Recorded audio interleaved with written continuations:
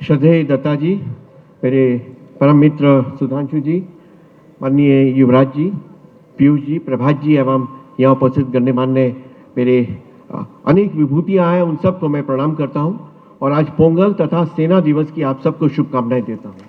यह बहुत ही शुभ अवसर है और यह प्रभु की कृपा है कि आज के दिन स्वयमेव ढंग से माननीय दत्ता जी ने यह समय दिया, जिसके लिए मैं आजीवन कृतज्ञ रहूँगा। मंत्र विप्लव पुस्तक माननीय रंगा हरि जी को समर्पित है, हमारे संघ के ऋषि विचारक, और उन्होंने मुझे ये बहुत कुछ सिखाया कि किस प्रकार विदुर नीति के अंतर्गत जब व्यक्ति को विष देते हैं तो उसकी मृत्यु होती है, एक समुदाय को देते हैं तो उसकी मृत्यु होती है, परंतु समाज में अगर विचार में विष घुल जाए तो समाज, राज्य और राष्ट्र का कोई बचाव नहीं होता है। ये मंत्र विप्लव से मुक्ति कैसे हो, ये मुझे रंगा हरि जी ने बताया, उसका आधार लेकर ये पुस्तक रची गई है। आज जो लेफ्ट लिबरल सेकुलरिज्म, जिहादिज्म, ये भारत में वैचारिक विष है, जहर है, और इस वैचारिक विष के विरुद्ध जो हमारा युद्ध है वह हमारा युद्ध हिंदुत्व के माध्यम से है, राष्ट्रीयता के माध्यम से है, और हम विजय पथ पर अग्रसर हैं। विजय हमारी हो रही है, इसलिए वे बौखला गए हैं और अधिक प्रहार कर रहे हैं। उस मंत्र विप्लव से मुक्ति की यह पुस्तक आपके सामने अर्पित है। और यह मंत्र विप्लव इसलिए भी है कि जितना लेफ्ट लिबरलिज्म है और मार्क्सवाद, लेनिनवाद, नक्सलवाद, माओवाद, ये भारत के सबसे बड़े शत्रु रहे हैं। गोरी, गजनी, खिलजी की तरह से जिहादिज्म और लेफ्ट लिबरलिज्म ये भारत पर आक्रमणकारी गजनवी के समान ही है। और इसीलिए मैंने एक बार मांग की थी पार्लियामेंट में कि भारत के गृह मंत्रालय में भारत के नक्सलवाद और माओवाद को जिस प्रकार से लेफ्ट एक्सट्रीमिज्म नाम का कोई एक ऐसा शब्द दिया जाता है जिसका कोई अर्थ नहीं होता है, जो क्योंकि कांग्रेस के समय जब शंकरराव चौहान थे गृह मंत्री, तब उसमें गृह मंत्रालय में यह कम्युनिस्ट आतंकवाद को उन्होंने लेफ्ट एक्सट्रीमिज्म के नाम से रखा। तो हमने ये मांग की थी कि ये कम्युनिस्ट आतंकवाद है, this is communist terrorism, this is not kind of left liberalism जिसको या लेफ्ट एक्सट्रीमिज्म है। वो जो एक बात है आज हमारी विजय के प्रतीक बने हैं। सोमनाथ और राम जन्मभूमि पर अयोध्या में राम जन्मभूमि मंदिर, ये प्रतीक संसार में भारत की विजय गाथा के प्रतीक बने हैं। मंत्र विप्लव से विमोचन के प्रतीक बने हैं। मंत्र विप्लव की स्थिति को कैसे हम परास्त करें, यही आज हम सुनेंगे। मैं आपका आजीवन कृतज्ञ रहूंगा कि आपने इसको स्वीकार किया और आज आपने आगमन करके मुझे आशीर्वाद दिया। वंदे मातरम। तरुण जी वैसे भी बहुत तेज़ी में रहते हैं और आज बहुत तेज़ी में उन्होंने अपना वक्तव्य पूर्ण किया। मैं बहुत सम्मान के साथ आदरणीय डॉक्टर सुधांशु त्रिवेदी जी को आमंत्रित कर रहा हूं। हम सब जानते हैं वो कितने प्रखर चिंतक और विचारक हैं। वो एस्ट्रोफिजिक्स के व्यक्ति हैं। भारतीय वाङ्मय का कोई ऐसा संदर्भ ग्रंथ नहीं है जिसका उन्होंने अध्ययन न किया हो, या जो अपने संवाद में, अपने बातचीत में वो उसका प्रस्तुतिकरण न करते हों। हम उनको देखते हैं कितने तर्कसंगत तरीके से वो अपने विरोधियों को निरुत्तर कर देते हैं। मैं आग्रह करता हूं, आइए डॉक्टर सुधांशु त्रिवेदी जी।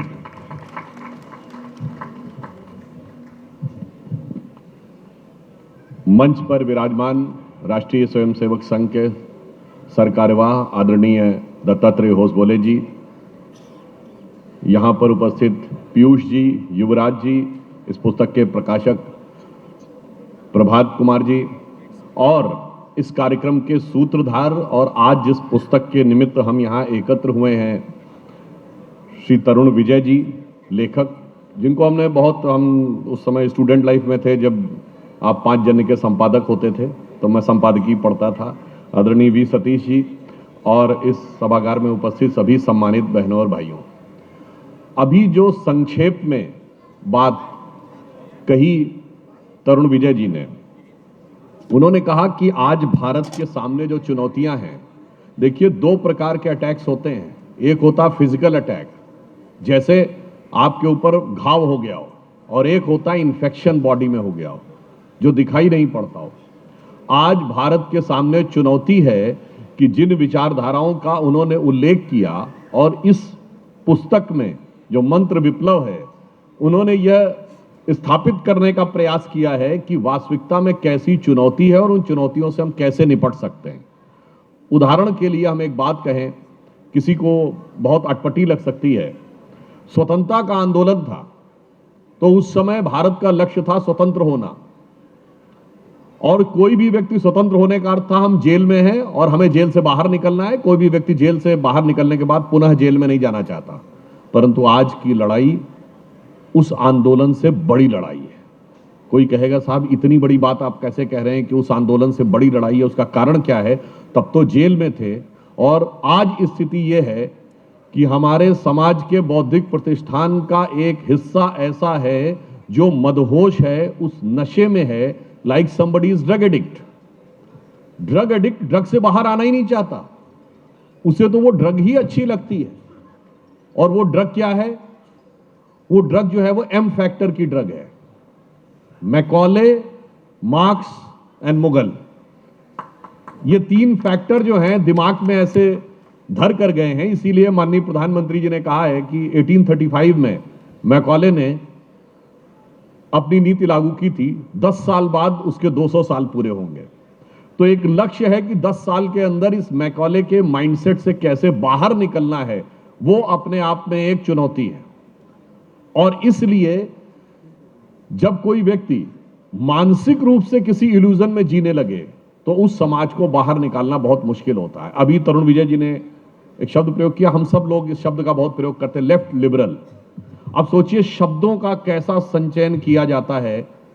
आज दुनिया में एक लेफ्ट कंट्री बताइए जो लिबरल हो, एक कम्युनिस्ट कंट्री बताइए जहां बोलने की स्वतंत्रता हो, मगर लेफ्ट लिबरल शब्द ऐसा जबान पे चढ़ा दिया गया कि हम सब बहुत सहज रूप में उसको प्रयोग करते हैं।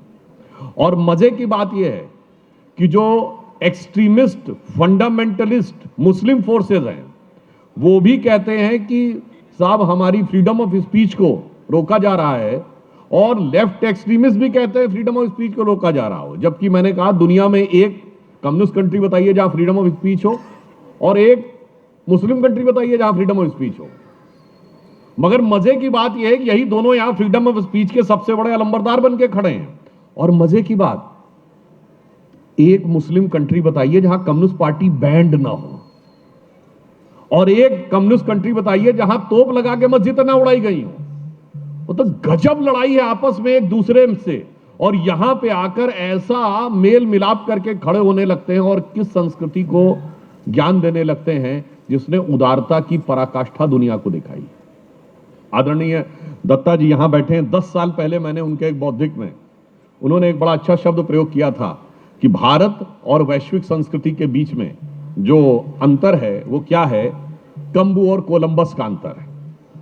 कोलंबस जाकर अमेरिका में उतरा और वहां के जितने नेटिव्स हैं दे आर फिजिकली फिनिश्ड। कितने बचे रेड इंडियंस? उंगलियों पे गिनने लायक, नगण्य। मतलब ये नहीं कि कन्वर्ट कर दिया, वो कर दिया, फिजिकली फिनिश हो गए। और दूसरी तरफ भारत से जो आज कंबोडिया है वहां पर कम्बू ऋषि गए, और उस समय आदरणीय दत्ता जी ने इस बात का उल्लेख किया था कि जब वहां पहुंचे तो वहां के जो लोग, शायद बाहर से कोई सेना आ गई हम पे आक्रमण करने के लिए।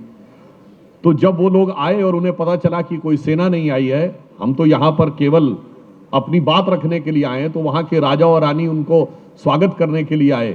परंतु वो लोग ट्राइबल्स थे उस समय, तो उन्होंने जैसे कपड़े वो लोग पहनते उसी ढंग के कपड़े पहने हुए थे। तो कम्बू ऋषि ने सबसे पहले अपना उत्तरीय रानी को दिया और कहा कि इसको आप अपने कंधे पर धारण करें। अर्थात हमने किसी को समाप्त नहीं किया। कंबोडिया आज यथावत है, वही लोग हैं, वही रेस है, केवल उनको सकारात्मक दृष्टि से सही दिशा देने का काम किया। उस संस्कृति को यह समझाया जाता है। और आप ये समझिए लेफ्ट लिबरल इकोसिस्टम क्या होता है। आज मकर संक्रांति का दिन है। आज के दिन माना जाता है कि सूर्य दक्षिणायन से उत्तरायण की तरफ जाता है, और ये दक्षिणायन से उत्तरायण, ये बात मैं पहले भी बोल चुका हूं, वो दक्षिणायन से उत्तरायण क्यों जाता है? क्योंकि अगर अर्थ एकदम स्ट्रेट रहती सीधे तो सदर्न हेमिस्फीयर नॉर्दर्न हेमिस्फीयर में सन का मूवमेंट हो ही नहीं सकता था। उससे क्या होता, इस धरती पे जीवन ही नहीं हो सकता था, क्योंकि इक्वेटर की तरफ इतना हीट होता कि सैकड़ों डिग्री टेम्परेचर हो जाता। और नॉर्थ एंड साउथ पोल या तो पानी नहीं होता, अगर पानी होता तो माइनस में सैकड़ों डिग्री का टेम्परेचर होता, तो ना धरती पे जीवन हो सकता था, ना ऋतु बदल सकती थी। मगर 23.5 डिग्री के एक्सियल टिल्ट की वजह से half of the time southern hemisphere और half of the time northern hemisphere होता है। इसका अर्थ क्या हुआ? इस 23.5 डिग्री के एक्सियल टिल्ट का हमें पता था। कब से? पितामह भीष्म महाभारत में शरसैया पे लेट के प्रतीक्षा कर रहे थे कि सूर्य उत्तरायण में जाएगा तब हम अपना प्राण छोड़ेंगे। मगर धरती चपटी है, धरती चौकोर है, धरती स्थिर है।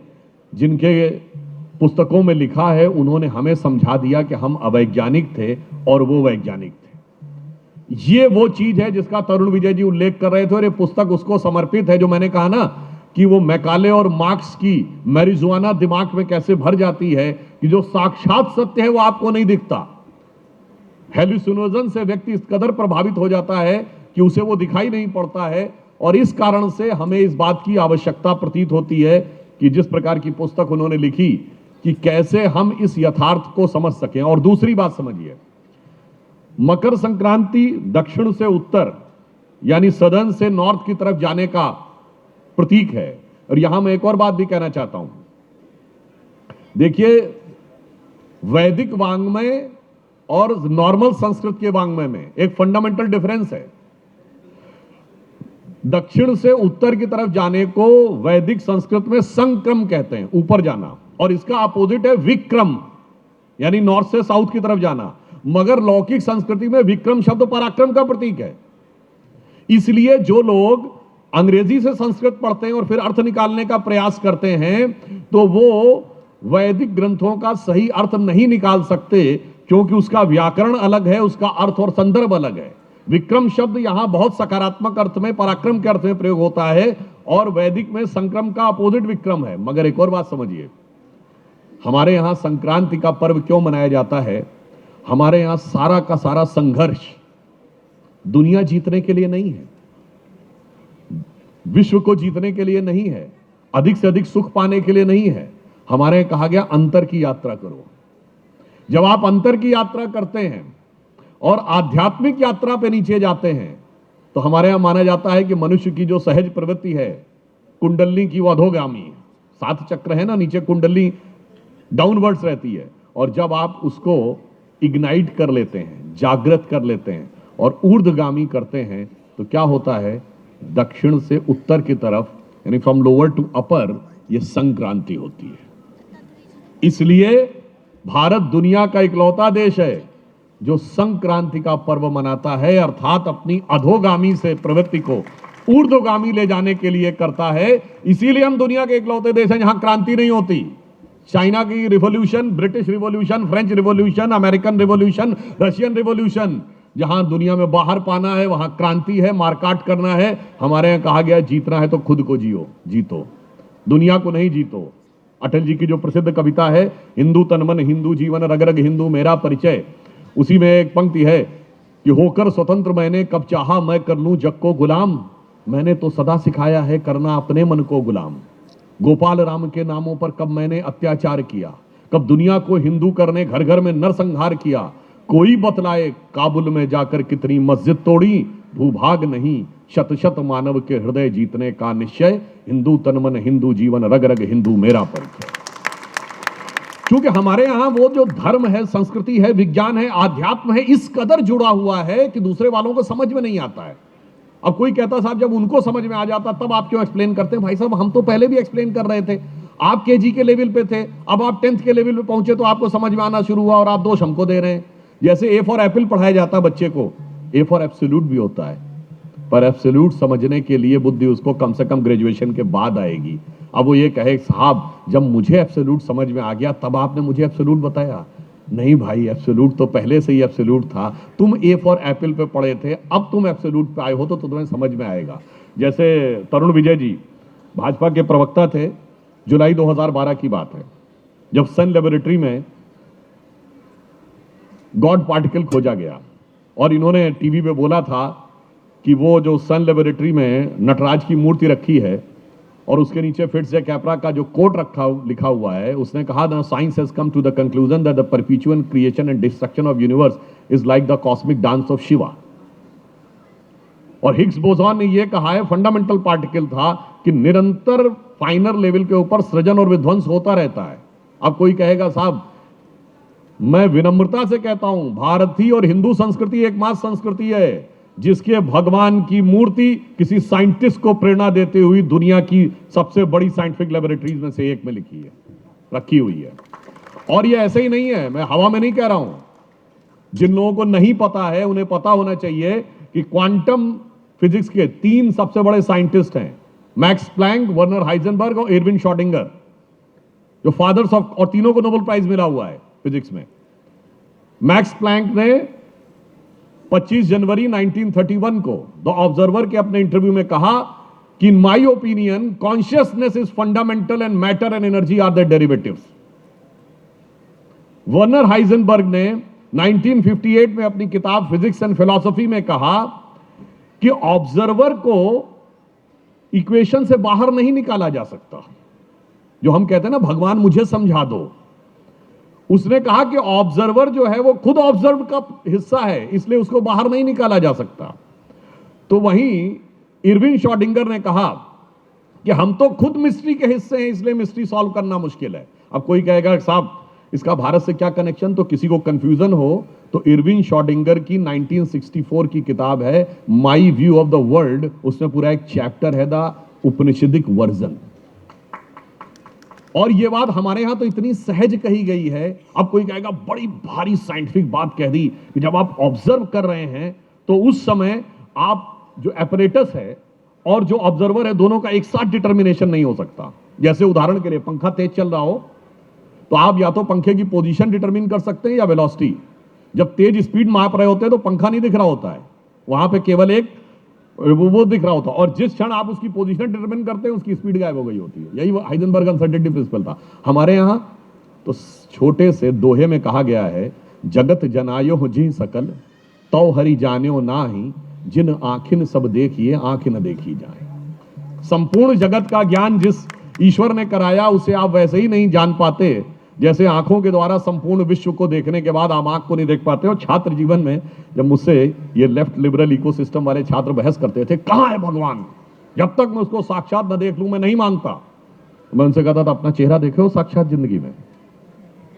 नहीं, आपने अपने चेहरे का प्रतिबिंब देखा है। कोई व्यक्ति जीवन में अपने चेहरे को साक्षात नहीं देख सकता, सिर्फ उसका प्रतिबिंब देख सकता है। इसीलिए ईश्वर को भी उसका प्रतिबिंब देख सकते हैं, साक्षात नहीं देख सकते। और यह बात भी ऐसे नहीं, और जब आप ईश्वर को देखने की स्थिति में आएंगे तो आप अपने में से बाहर हो जाते हैं। जो कबीर दास ने एक दोहे में कहा, जब मैं था तब हरि नहीं, अब हरि हैं मैं नाही, सब अंधियारा मिट गया जब दीपक देखा माए। The moment I was there the God was not there, now God is here, I am my self has evaporated. यही तो हाइजेनबर्ग अनसर्टेनिटी प्रिंसिपल कहता था, simultaneous and exact determination of position and the velocity is impossible.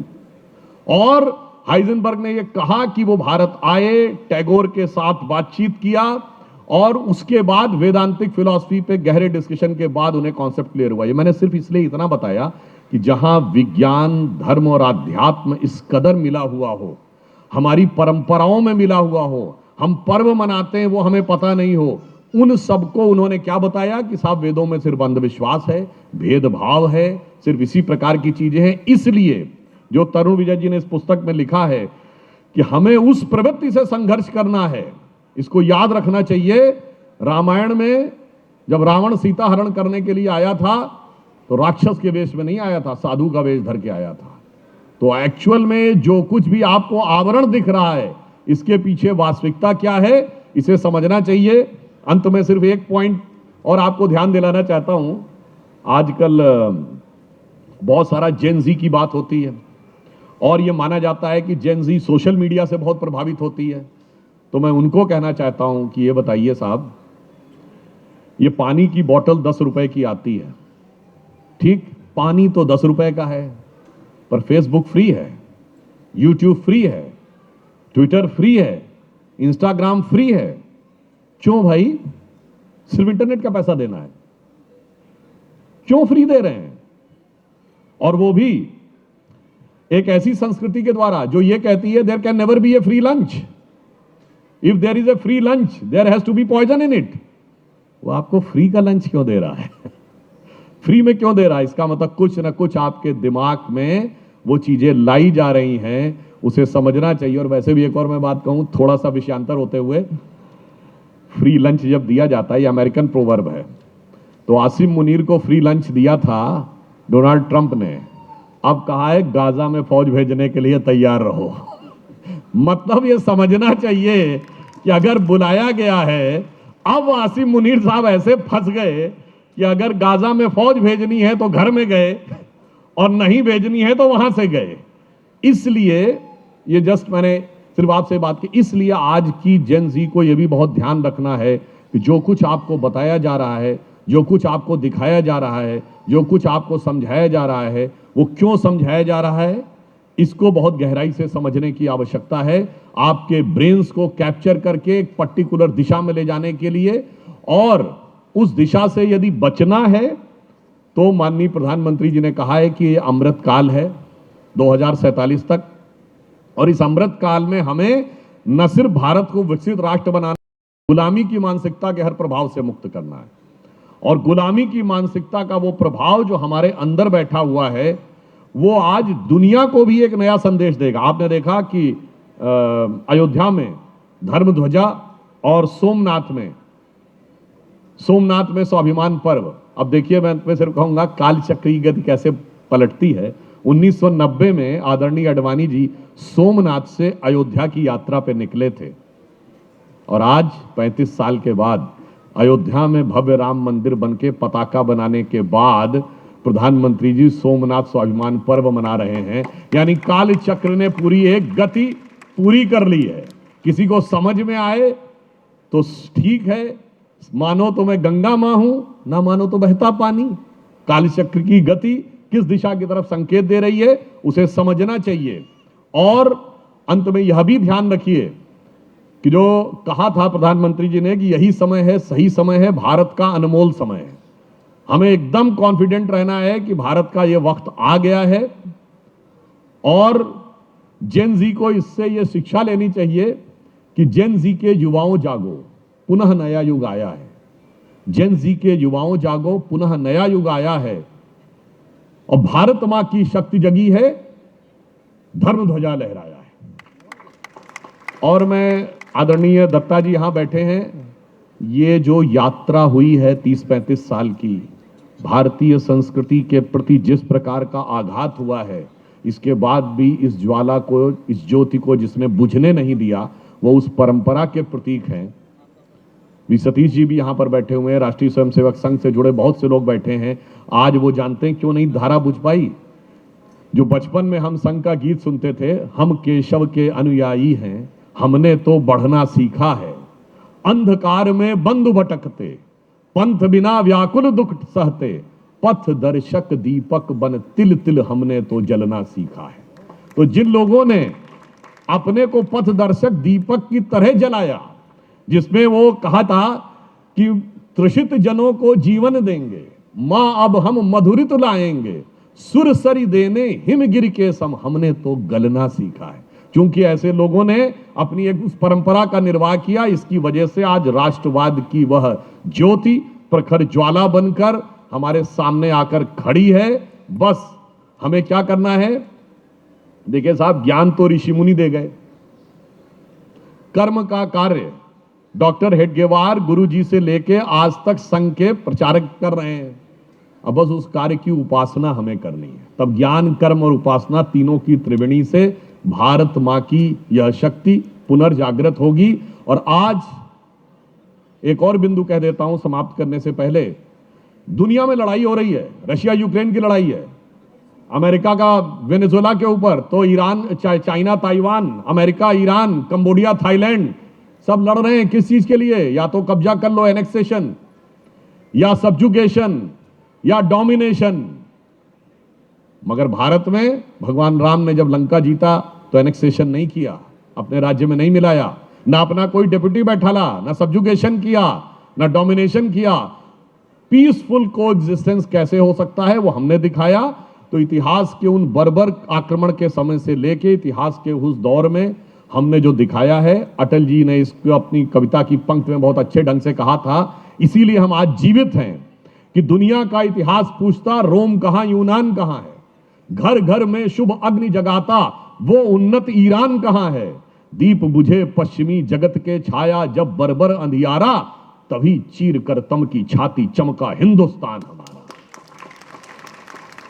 और शत शत आघातों को सहकर जीवित हिंदुस्तान हमारा, जग के मस्तक पर रोली सा शोभित हिंदुस्तान हमारा।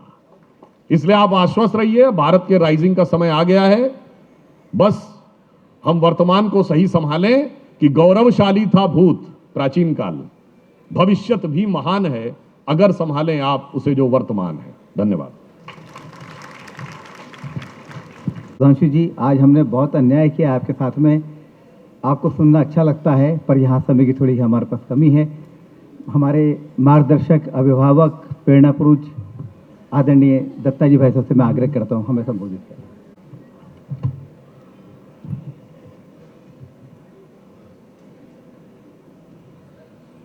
मेरे मित्र और जिनको सुनने के लिए हम सभी कातर रहते हैं, ऐसे प्रखर वक्ता और राज्यसभा के सांसद श्री सुधांशु त्रिवेदी जी, तरुण विजय जी, मलिक जी, समाज को सद अभिरुचि के साहित्य निरंतर आपूर्ति कर रहे हैं प्रभात जी, पीयूष जी, सभी सज्जन बंधु भाई और बहनों, सुधांशु जी बोलते समय वो घड़ी देखते रहे, हम लोग घड़ी देखना भूल जाते हैं और समय के बारे में भी वो घंटों बोल सकते हैं। तो इसलिए मुझे भी लगा कि मैं सुनते रहूं, लेकिन कार्यक्रम की एक सीमा तो होती ही है। सर्वप्रथम तरुण विजय जी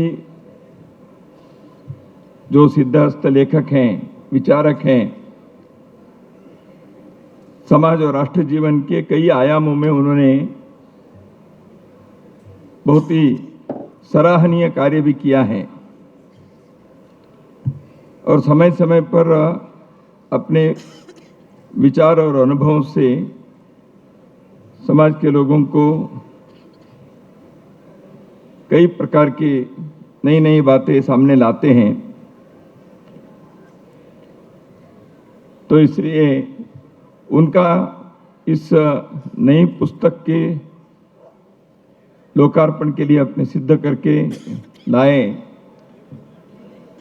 तो इसलिए इस लोकार्पण के अवसर पर मेरे मित्र तरुण विजय जी का मैं हार्दिक अभिनंदन करता हूं और इस प्रकार के विचारोत्तेजक ग्रंथों की रचना आगे भी उनके लेखनी से होते रहे, यही शुभकामना इस अवसर पर मैं देना चाहता हूं।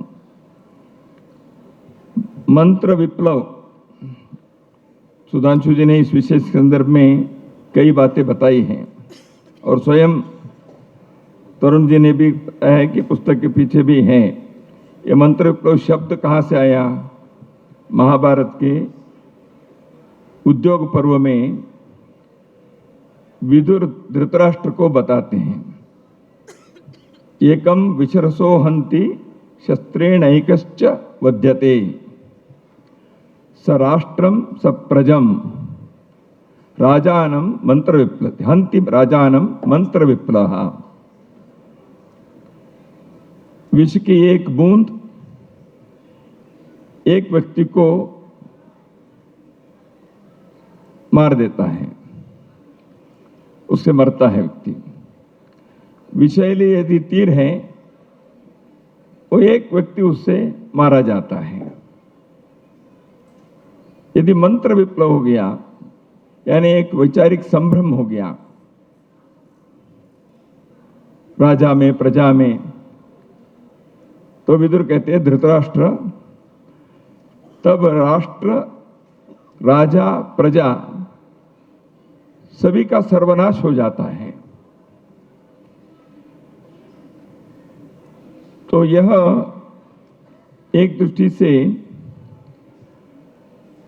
वैचारिक स्पष्टता को, प्रज्ञा को, ज्ञान के सही उपयोग करने का जो विवेक होता है, सद विवेक, सत और असत के बीच डिस्क्रिमिनेट करने की जो विवेक है, वह यदि नहीं है तो वह केवल एक व्यक्ति के नाश के लिए कारण नहीं बनता, किंतु सारा समाज, राष्ट्र, क्योंकि व्यक्ति जिस पद पर है उसके कारण उस स्तर के सभी का नाश होता है। इसलिए राजा के यदि स्मृति भ्रंश हो गया, संभ्रम आ गया, मंत्र विप्लव हो गया, तो उसके कारण से राष्ट्र, राज्य, प्रजा सभी का नाश होता है। घर के एक मुखिया के ऐसे हुआ, सारे परिवार का नाश होता है। तो इसलिए प्रज्ञा जो है, इसके नाश होना, इसे यही मंत्र विप्लव कहा गया है, ए टेक्निकल टर्म इन ए वे। इसी प्रकार के एक प्रज्ञा के संदर्भ में हमारे सुभाषित भी है, शस्त्रैर हतास्तु रिपवः न हताः भवन्ति। शस्त्र से शत्रु का नाश नहीं होता। भले ही आप शस्त्र से शत्रु को मारते हो, शरीर से तो मरता है, लेकिन हता न भवन्ति। प्रज्ञा हतांसि नितराम सुहता भवन्ति। प्रज्ञा से मारने से सही मृत्यु होती है। शस्त्रम निहन्ति पुरुषस्य शरीरमेकम। शस्त्र से मारने से व्यक्ति के शरीर का नाश तो होता है, प्रज्ञा को मारने से प्रज्ञा कुलम च विभवं च यशश्च हन्ति। कुल, वैभव, यश सबका नाश होता है। तो अपनी परंपरा में, भारत की जो परंपरा है, ये ज्ञान की परंपरा है। जैसे अभी सुधांशु जी ने बहुत ही मार्मिक ढंग से इसको अलग अलग प्रकार से उदाहरण देते हुए हमें उन्होंने समझाया। ये एक ज्ञान की, विवेक की, बुद्धि की परंपरा जो है भारत के, इस कारण से बाकी सब हुए। वैभव भी, यश भी, ये सारी बातें इसी कारण से हुए। तो इसलिए अपने पूर्वजों ने इस विषय के बारे में स्पष्टता रखे थे। तो आज नैरेटिव का युग है। नैरेटिव में सत्य होना ही चाहिए, ऐसे नहीं है, ऐसे मुझे लगता है। आप परिस्थिति को अपने ढंग से वर्णन करते हुए विकृत ढंग से भी, असत्य के आधार पर भी अपने एजेंडा को आगे बढ़ाने के लिए आप करें, वो अभी नैरेटिव हो गया है। इसलिए नैरेटिव के एक जाल चला है। तो इस नैरेटिव के संदर्भ में इस प्रकार के मंत्र विप्लव को निर्माण करने के प्रयत्न अपने देश में बहुत वर्षों से हुए। तो महाभारत के विदुर की बात है, तो वो होने की परिस्थिति तब भी थी। परंतु अपने देश में जैसे जैसे अन्य लोगों के कब्जा होते गया, केवल जमीन पर नहीं, हमारे उद्योग और अर्थ क्षेत्र पर नहीं, हमारे बुद्धि पर होते गए, तो यह मंत्र विप्लव की स्थिति और आगे बढ़ती गई। मैक्स मुलर यहाँ के बारे में बताया, तो कितना अध्ययन किया पता नहीं, but he was appointed to with an agenda. तो नैरेटिव क्रिएट करना था। इसलिए आर्य बाहर से आए, तो आर्य बाहर से आए तो द्राविड़ को उन्होंने दक्षिण में ढकेल दिया। भारत एक राष्ट्र नहीं, अनेक राष्ट्रों के एक संचय, इसलिए उपमहाद्वीप है, सब कॉन्टिनेंट है, क्योंकि एक प्रकार के लोग नहीं हैं।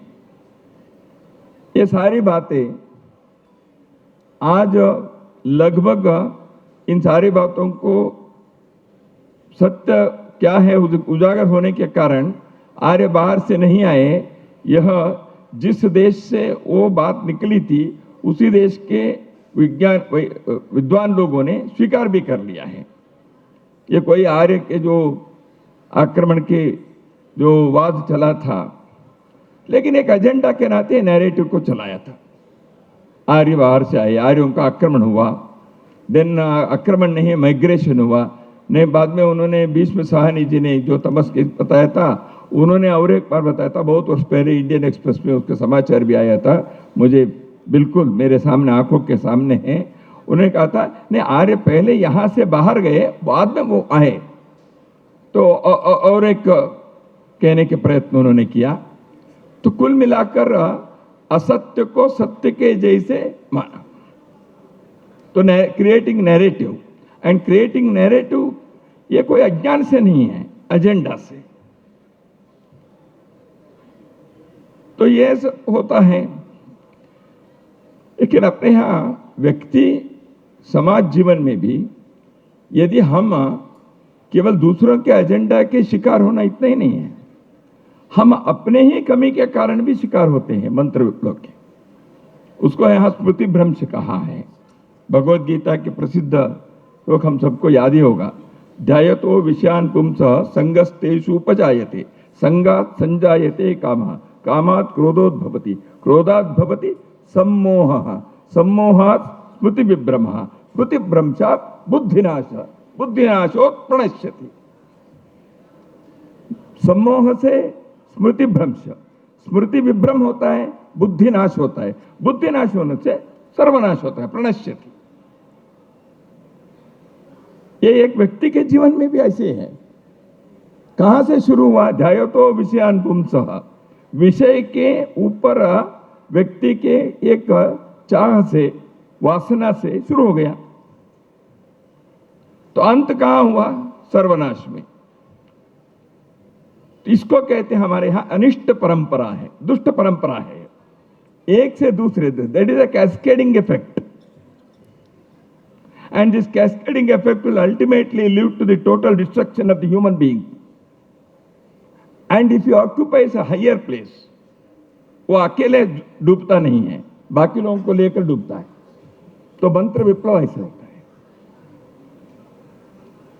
तो इसलिए अभी तरुण जी ने और सुधांशु जी ने जिस विषय के संदर्भ में कहते हुए हमारे देश के ये जो नैरेटिव के जाल हो, सत्य को, इतिहास को विकृत करते हुए परोसने के जो एक को प्रयास पिछले कई दशकों से इस देश के अंदर हुआ, मैकाले के उत्तर तो आपने लिया।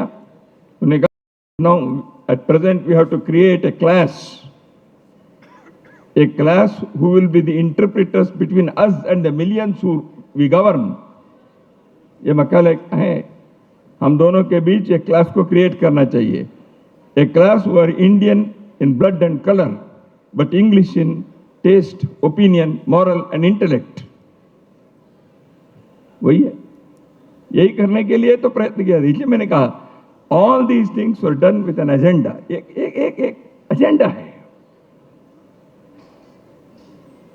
व्यक्ति के जीवन में मोह से फंसकर होना उसकी वैयक्तिक गलती हो सकती है। समाज और राष्ट्र के स्तर पर स्मृति भ्रंश होना या मंत्र विप्लव होना, यह केवल उस देश के समाज के कारण होता है ऐसे नहीं है, वहां के लोगों के अथवा अन्य लोगों के एक सोची समझी साजिश के कारण भी होता है। इसलिए शस्त्र से मारने से नहीं मरता, आप प्रज्ञा से उसको मारो ताकि उसके कुल विभव यश सब का नाश होता है। तो इसलिए ये वार्निंग हमारे यहाँ पहले से दिए हैं। तो इसको समझकर व्यक्ति को, समाज को, राष्ट्र को, सरकारों को विचार करना चाहिए। तो वो करते समय जो आधार चाहिए उसके बारे में सुधांशु जी ने कुछ बातें बताई हैं। हमारे संस्कृति के बारे में अध्ययन और गर्व, केवल शुष्क गर्व से बात नहीं बनती, अध्ययन की आवश्यकता है। अध्ययन करने से भी बात पूरी नहीं बनती, उसको वर्तमान युग में कैसे अप्लाई करना चाहिए, वर्तमान युग के लिए उसका उपयोग क्या करना चाहिए, उस ज्ञान का। अभी इंडियन नॉलेज सिस्टम के खूब चर्चा हो रही है नई शिक्षा नीति के कारण। हमारे यहाँ ये था अतीत में इतने हैं, देयर आर सम 82 डिपार्टमेंट्स, इतने सारे ज्ञान की शाखाएं, तो उन सारे विषयों में कितने अपने लोगों ने किया, अद्भुत है। जो बचे हैं आज उपलब्ध हैं वो भी इतने हैं, 10 जन्म चाहिए। जिसके नष्ट हो गया, जिसके चोरी हो गई या काल के इसमें कहीं नष्ट हो गए, वो कितने थे कह नहीं सकते। जो बचा है उसके भी यदि क्लासिफाई करें, उसके भी एक एक ज्ञान की शाखा में उसके प्रभावित करने का यदि योजना बने, जो शिक्षा नीति सोचकर इसी विषय पर आग्रह करके उसको पाठ्यक्रम में जोड़ने का प्रयत्न किया है, वह इस ज्ञान को समझने के लिए, वह ज्ञान के जो सारे सागर है, भंडार है, वह हमारे संस्कृति और सभ्यता का आधार है। इसलिए हमारी संस्कृति और सभ्यता केवल बाहर की कुछ चीजों के कारण नहीं है, एक साधना से, परिश्रम से, अवलोकन और अनुभव से प्राप्त किए ज्ञान के आधार पर। महर्षि अरविंद ने इसलिए उसी को कहा, आप स्वतंत्रता के बाद क्या करना चाहिए। उन्होंने 3 बातें बताई थी। एक है अपने देश के जो प्राचीन ज्ञान हैं उस सबको ये बिखरे हुए हैं, मेमोरीज में हैं, लिखे हुए चीजों में हैं, देश के कई जगह पर हैं, केवल राजा महलों में है ऐसे नहीं है, गुरुकुल में है ऐसे नहीं है, सामान्य घरों में भी हो सकते हैं, और लिखा हुआ है ऐसे ही नहीं है, पत्थर पर भी हो सकता है या स्मृतियों में हो सकते हैं। भारत के ज्ञान को हमें जहां जहां से उपलब्ध है उसको हमें एकत्रित करना चाहिए। क्रमांक 1 स्वतंत्र भारत के। दूसरे महर्षि अरविंद ने कहा, दूसरी बात यह है हम ज्ञान को तो एकत्रित करेंगे, but we have to interpret that for the present times. आज के दुनिया के लिए, आज के जीवन के लिए उस ज्ञान का क्या लाभ है, वो करना है तो उसके ऊपर परिश्रम करते हुए, अनुसंधान करते हुए उस ज्ञान को जीवनोपयोगी, मानवोपयोगी बनाना पड़ेगा। Otherwise that is a dead knowledge. ये अरविंदो ने दूसरी बात बताई थी। तीसरा काम है, वो काम क्या है, कोई भी सभ्यता यदि अपने को गर्व महसूस करती है, उस सभ्यता के ये काम भी है नए ज्ञान का सृजन भी करना है। You have to create newer and newer knowledge. Bharat स्वतंत्र क्यों होना चाहिए, इसके लिए महर्षि अरविंदो ने ये हमको दिशा दी। तो इसलिए नए ज्ञान को, क्योंकि ज्ञान आधारित, ज्ञान केंद्रित अपना समाज है, knowledge centric, knowledge based society. इसलिए जब नॉलेज बेस्ड सोसाइटी होता है, वह सत्य को, असत्य को, न्याय को, अन्याय को, विवेक को, अविवेक को ठीक से समझकर रास्ता ढूंढता है।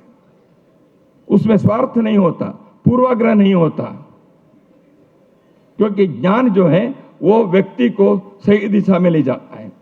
उसमें पूर्वाग्रह को, भय को, असत्य को स्थान नहीं है। ऐसे ज्ञान भारत की भूमि के, ऐसे होने के बाद भी अपने देश में अध्यात्म और भक्ति के एक जोड़ रखा। ज्ञान केवल होने से लाभ होता, इसलिए भक्ति भी आवश्यक है। ज्ञान केवल होने से मनुष्य अहंकारी हो सकता है, जैसे रावण था, बड़ा ही ज्ञानी था। इसलिए ज्ञान के व्यक्ति को नम्रता चाहिए, अहंकार शून्यता चाहिए, उसके लिए भक्ति के समर्पण के बात बताइए, हमारे यहाँ आध्यात्म के बात बताइए। सब होने के बाद भी भाई ये सब ठीक है, लेकिन इस सबसे परे और कुछ है, ऐसे सोचने के और उसको खोजने के और उसको मिलने के, दर्शन करने के, साक्षात्कार होने के प्रयत्न हमारे यहाँ किया। इसलिए ज्ञान क्या है? 1 + 1 = 2, ये ज्ञान है। लेकिन 1 + 1 = 1, ये भक्ति है। एक से एक जुड़ता है। 1 + 1 = 0, यह अध्यात्म है। मनुष्य शून्य पर पहुंचता है। इसलिए ज्ञान से, भक्ति के मार्ग से, आध्यात्म के उस शून्यता पर पहुंचने वाली सभ्यता में मंत्र विप्लव होना विश्व के मानवता के लिए खतरा है। तो इसलिए मंत्र विप्लव के एक विषयों को 66 अध्यायों में अलग अलग प्रकार से समय समय पर अन्य अन्य आयामों में रखने का प्रयत्न तरुण विजय जी ने करते हुए हम सबके लिए सोचने के लिए, कुछ करने के लिए, और हम भी इस विषय में और अध्ययन करने के लिए आए। इस दृष्टि से उनका पुनः अभिनंदन करता हूं। और एक बात इस समय में मैं, क्योंकि पुस्तक मेला है, मलिक ने कहा ये इसके थीम है शौर्य और प्रज्ञा, पराक्रम। तो यह भी उस दृष्टि से किसी भी समाज के लिए आवश्यक है। अपने यहाँ जो इंडियन नॉलेज सिस्टम में, भारत की ज्ञान परंपरा में शब्द हैं, उन शब्दों के बारे में बहुत अध्ययन होना बाकी है। बहुत हुआ है, बहुत सारे विद्वानों ने, शोधार्थियों ने किया भी है, नहीं किया ऐसे नहीं है। उदाहरण के लिए मैंने कहा मंत्र विप्लव जैसे का लगभग एक टेक्निकल टर्म जैसे हैं, ऐसे बहुत सारे भगवत गीता में हैं, उपनिषदों में हैं, अपने अन्य अन्य शास्त्रों में हैं। दीनदयाल उपाध्याय जी के एकात्म मानव दर्शन में विराट, चिति, अधिलवण, अदैव मात्र कृषि, कई ऐसे शब्द हैं। हमें सामान्यतः इंग्लिश और यूरोपियन भाषा के टेक्निकल टर्म से हम लोग परिचित हैं अपनी शिक्षा पद्धति के कारण। हमें भारतीय सभ्यता से आधारित शब्दों के अर्थ, गहराई, व्याप और उसके कॉन्टेक्स्ट, संदर्भ, इसके भी अध्ययन होना चाहिए। क्योंकि हजारों ऐसे टर्म्स हैं जो हमारी सभ्यता के देन हैं। ऐसे शब्द हैं। धर्म, ये शब्द दुनिया में और किसी भाषा में धर्म में जो है कह नहीं सकते। योग इंग्लिश में हो गया अभी, वही वो जी, ये योग या योगा लिखते हैं। योग, योग के कई अर्थ हैं। मैंने कहा चिति, विराट, मंत्र विप्लव, ये सारे जो शब्द हैं इसमें बहुत ऐसे है। ऋतंबरा प्रज्ञा, ये सारे शब्द कहने से थोड़ा सा लोगों को लगता है बहुत संस्कृत का कठिन है। अंग्रेजी के शब्द भी कॉन्स्टिट्यूशन में या ज्यूरिस्प्रूडेंस में या फिलॉसफी में आते हैं। वो शब्द क्या बहुत आसान शब्द है क्या? वो भी कठिन ही है ना। लेकिन जिस संस्कृति और सभ्यता से शब्दों की उत्पत्ति हुई है उसका एक बैकग्राउंड है, एक कॉन्टेक्स्ट है। उस पृष्ठभूमि को, उस संदर्भ को वो समझाता है। इसलिए तरुण विजय जी ने मंत्र विप्लव शीर्षक से पुस्तक लिखने के कारण लोगों के मन में यदि कहता अच्छा ये शब्द क्या है, इसे शब्दों के पीछे यदि कोई नौजवान शोधार्थी जाएंगे तो वो भी इस पुस्तक की सार्थकता होगी, ऐसे मैं कहता हूं। बहुत बहुत धन्यवाद, सभी को शुभकामनाएं। हार्दिक आभार आदरणीय